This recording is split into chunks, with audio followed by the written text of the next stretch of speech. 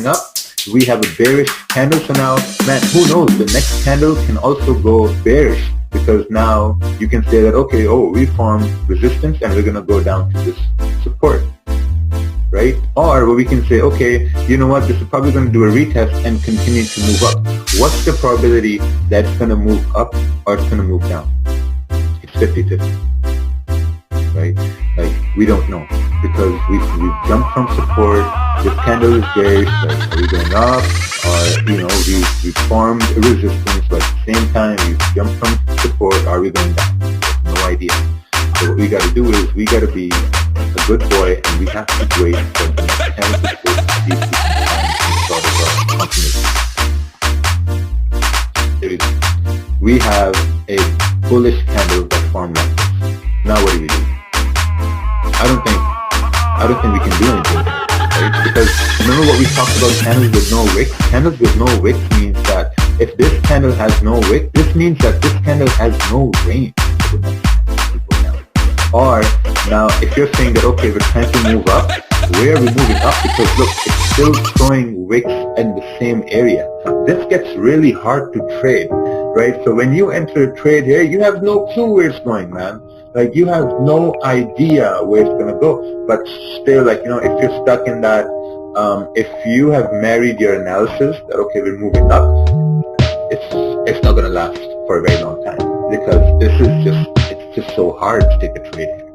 So what do? We wait for the next candle. Let's see what next candle says. Oh, look, next candle closed bearish, right? But it still closed at this resistance. So this means that now we are trying to form resistance here.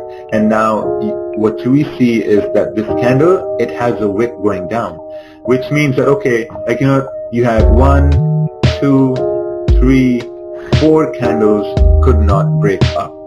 You had 4 candles that could not break up, so we're forming resistance, and now price tried to go down. It went below these candles and it formed a wick. So this means that this candle has formed a range for probably the next candle to continue going down. So now there are 2 ways you can look at this as, right? Either you can take a risk by saying that, okay, we might want to place a stop above here, anticipating the next candle to move down. Or what you can do is you can probably wait for the next candle to see how the next candle forms, so that you can have more conservative confirmation. Big word. Okay, let's see here. We have something going in the chat. Is this webinar recording? Yes, it is recording. If it wasn't, a lot of people are going to come to my house.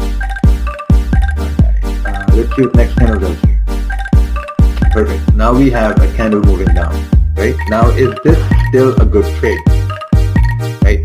I would say that maybe this candle was the trade right over here, but at the same time, we're approaching this support.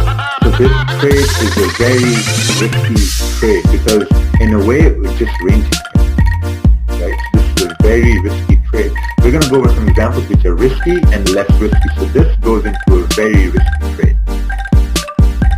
Let's see what happens next.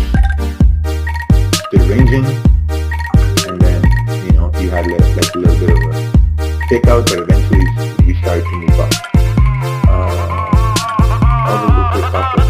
Yeah, exactly. So let's go through what happened when these candles started to move up, okay?